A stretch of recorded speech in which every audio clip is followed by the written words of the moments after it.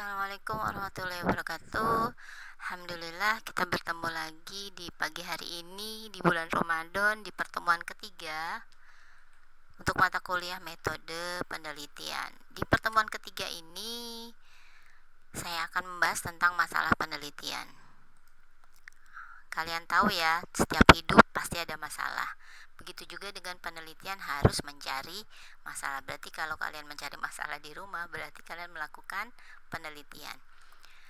Masalah ini adalah kesenjangan sosial atau hambatan-hambatan atau rintangan yang ada di dalam kehidupan, sehingga ya harus diteliti untuk mendapatkan solusi. Nanti masalah tersebut akan dirumuskan. Latar belakang masalah ini di dalam suatu artikel ilmiah atau penelitian berisi tentang alasan kenapa kita mengambil atau mencari masalah tersebut. Yang pertama, alasannya adalah adanya gap atau kesenjangan, lalu perbedaan antara pakar satu dengan pakar lain, lalu ada hambatan sehingga tidak berjalan dengan baik. Syarat masalah penelitian, syaratnya yaitu yang masalah ini bisa diangkat menjadi penelitian. Syaratnya yang pertama, ada data, ada informasi. Lalu juga bisa diperoleh dengan cara pengumpulan data, wawancara, observasi, kuesioner, dokumentasi, partisipasi, dan evaluasi atau tes. Yang ketiga adalah tidak plagiat alias asli ya, orisinalitas. Yang keempat, ini memberikan ilmu yang baru atau wawasan sehingga dapat menyumbang secara teori. Yang kelima, yang sedang viral kalian angkat boleh. Dan yang keenam adalah memerlukan solusi dengan segera. Jadi benar-benar urgent. Contoh seperti banjir, bagaimana cara mengatasinya. Nah, mencari penyebab diteliti dulu. Yang ketujuh adalah masalah ini tergantung bidang studi si peneliti. Kalau si peneliti mempunyai bidang studi komputer, maka masalahnya juga harus komputer. Tips-tips mulai menulis penelitian, tipsnya yaitu kalimat-kalimatnya harus menampilkan masalah dengan komplit, secara real. Jadi kalian harus mengobservasi dulu di tempatnya. Lalu yang kedua, kalau menggunakan kutipan juga tidak boleh yang terlalu panjang, hanya pendek-pendek saja.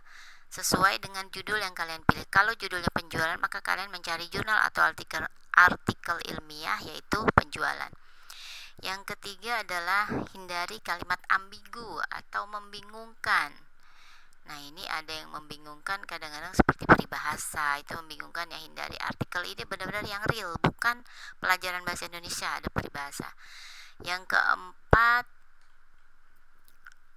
menggunakan angka-angka ini harus dipertimbangkan, dalam arti boleh dihindari. 5 juta orang mengalami. Jadi kalau angka ini ditulis huruf saja. Kalimatnya itu penting. Yang selanjutnya adalah masalah harus ditunjukkan dengan jelas, harus diangkat dengan jelas.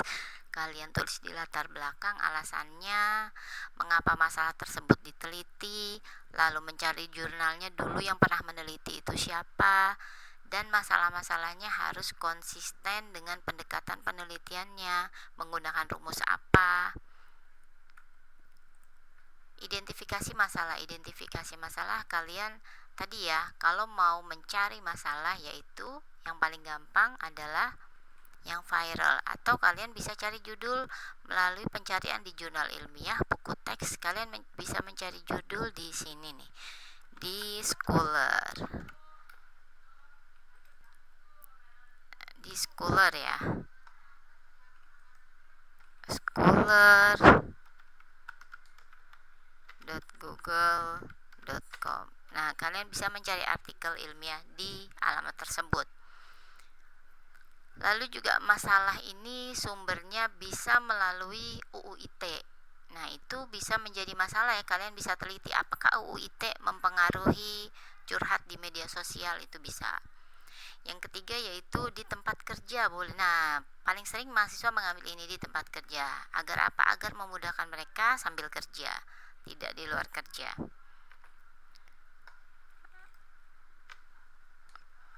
Tadi identifikasi masalah sudah. Sekarang formulasi masalah penelitian. Formulasi ini maksudnya diformulakan, dirumuskan apa saja masalahnya, apa saja aspek permasalahannya. Apakah yang pertama yang perlu dicari yaitu masalahnya harus menarik. Makanya di sini ada pertanyaan, apakah masalah diangkat tersebut menarik? Kalau menarik, itu akan menemukan nanti informasi yang baru. Dan juga harus ada solusinya ya. Yang kedua, apakah kita mempunyai waktu untuk menyelesaikan masalah tersebut? Nah, itu perlu dipikirkan. Contohnya, skripsi berapa bulan? 3 bulan. Nah, mencari masalahnya jangan yang terlalu rumit, juga jangan yang terlalu sederhana. Yang di tengah-tengah aja. Contoh tadi ya, sistem pakar, deteksi penyakit kehamilan. Nah, itu boleh. Biayanya juga harus dipikirkan. Lalu, menguraikan masalah menjadi identifikasi masalah. Bagaimana masalah yang besar menjadi masalah yang kita perkecil atau diidentifikasi. Contohnya kalau ada masalah, kalian bingung cari judul, kalian tulis kalimat-kalimat pendeknya dulu, apa saja judulnya, apa saja yang sedang diamati, lalu pertanyaan-pertanyaan untuk wawancara juga apa saja, juga yang di jurnal-jurnal, itu dilihat informasinya kira-kira apa yang diperlukan, metode apa yang diperlukan, lalu kelengkapan juga, ini sangat penting, metode kepustakaan, buku-buku, pakar-pakarnya itu untuk definisi dan untuk penelitian terdahulu. Rumusan masalah ini adalah masalah yang rinci. Jadi kita rinci lagi masalahnya, pernyataannya sesuai dengan kelengkapannya. Juga rumusan masalah ini meliputi batasan masalah. Contoh batasan masalah, kalian mengambil sistem penjualan misalkan TA, lalu kalian batasi masalah sistem penjualan ini hanya secara tunai. Bagaimana prosesnya? Prosesnya adalah kalian mencari alasan kenapa kalian mengambil permasalahan tersebut secara tunai, kenapa tidak secara kredit, lalu dirumuskan masalahnya. Kemudian tujuannya juga dengan jelas untuk membantu si admin penjualan dalam mencatat transaksi setiap harinya. Ini masih rumusan masalah, beberapa hal yang dapat dikerjakan dalam membuat rumusan masalah. Nah, beberapa hal yang pertama adalah apakah masalahnya viral? Nah, itu juga perlu dirumuskan ya. Lalu juga jangan masalah yang jadul yang diangkat, tapi masalah terkini. Seperti berita, kalau jadul nggak ada yang dengar. Kalau masalah terkini banyak yang dengar, contohnya gosip ya. Boleh mengambil masalah dari artis? Boleh, sangat boleh. Yang sedang viral-viral. Lalu, apakah mempengaruhi suatu organisasi, contohnya mungkin dari Ricis, menjadi iklan ambasador atau apa? Apakah mempengaruhi ekonomi atau mempengaruhi kehidupan masyarakat? Sangat berpengaruh. Ini boleh diambil penelitiannya. Nah, kalimat umum yang sering digunakan untuk memformulasikan rumusan masalah seperti di bawah ini. Nah, ini kalau rumusan masalahnya panjang ya, maka pencatatan yang tidak teratur dan terjadi kerangkapan pencatatan. Makanya tadi menggunakan kalimat pendek. Lalu posisi letak jari yang tidak pas pada mesin pengenal sidik jari. Nah, ini juga rumusan masalah. Ini bukan masalah tadi kalimat pendek, mohon maaf salah tadi. Rumusan masalah maksudnya ini kalau misalkan sistem masih manual maka pencatatannya tidak teratur. Ini rumusan masalah. Yang kedua adalah posisi letak jari jika absennya fingerprint itu tidak pas, maka membuat sistem tidak dapat mengidentifikasi jari. Makanya lebih baik absen jangan menggunakan fingerprint ya. Pertanyaan penelitian atau research question. Penelitian ini pertanyaannya perlu dicatat menjadi daftar pertanyaan. Karena apa? Nanti si penanya agar tidak lupa ketika wawancara si responden. Cara penelitian, kenapa pertanyaan ini perlu di daftar pertanyaan, menjadikan daftar pertanyaan agar dapat merumuskan masalah dan tidak hilang informasi yang sudah didapat. Syarat pertanyaan penelitian. Syaratnya adalah yang pertama, ini pertanyaan dirumuskan dengan melihat gap atau kesenjangan ya. Yang pertama, apa yang seharusnya terjadi dan yang sebenarnya terjadi. Nah, kalian tanya, apa yang terjadi saat itu? Misalkan di penjualan tadi ya, yang terjadi adalah kesulitan untuk mencatat, menghitung ketika ada customer beli barang yang banyak. Apa yang seharusnya terjadi? Seharusnya pencatatannya bisa lebih efisien, tepat, dan cepat. Apa yang diperlukan yaitu aplikasi kasir. Apa yang tersedia? Yang tersedia sekarang hanya buku kertas. Apa yang diharapkan? Diharapkan dari aplikasi tersebut dan dicapai yaitu tadi memudahkan si bagian penjualan agar penghitungan secara tepat, cepat, dan efisien.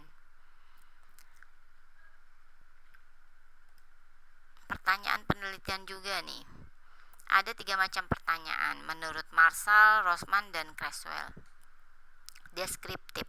Deskriptif ini adalah penjelasan. Apa biasanya pertanyaannya? Apa yang terjadi saat ini? Lalu eksploratoris, memahami gejala atau fenomena secara mendalam. Contohnya ini kalau tadi baru ditanya apa yang terjadi saat ini. Lalu bagaimana cara menghitungnya? Nah, itu secara lebih mendalam lagi ya, tekniknya bagaimana sih? Kalau apa ini hanya apa sih permasalahannya? Explanatoris yang ketiga. Tadi eksploratoris, sekarang explanatoris. Menjelaskan pola-pola yang terjadi. Pertanyaannya, apa ada hubungan antara? Nah, ini langsung ke judul TA.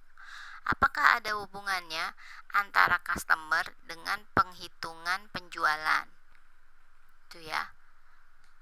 Nah, nanti kalau hubungan korelasi ini biasanya dijawab dengan penelitian secara kuantitatif atau dengan menggunakan penghitungan secara jumlah.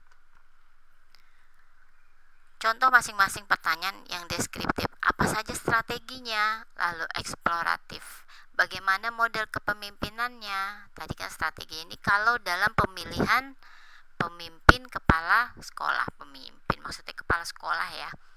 Lalu bagaimana model kepala sekolahnya, kepemimpinannya. Lalu yang selanjutnya, bagaimana pengaruh kepemimpinannya otoriter terhadap kepatuhan staf. Nah, ini bisa. Jadi yang pertama deskriptif umum, eksploratif sudah mencari tekniknya, eksplanatoris adalah langsung ke bab judulnya. Pertanyaan penelitian. Latar belakang, cari alasannya dulu. Contoh sering kebanjiran, rumusan masalah yaitu sambungannya bolong, lalu lantainya lebih rendah. Pertanyaannya, bagaimana menambal yang bolong? Lalu bagaimana meninggikan lantai? Nah, ini semua berhubungan. Itu tentang banjir ya. Ini ada soal latihan pertemuan 3, silahkan dikerjakan. Ini nomor 1, nomor 2, nanti jawabannya saja. Lalu nomor 3, nomor 4, dan nomor 5. Sekian penjelasan dari saya, semoga dapat dipahami. Jika ada kata-kata yang kurang berkenan atau tidak dipahami, boleh japri. Jangan lupa subscribe, like. Saya akhiri dulu. Wassalamualaikum warahmatullahi wabarakatuh.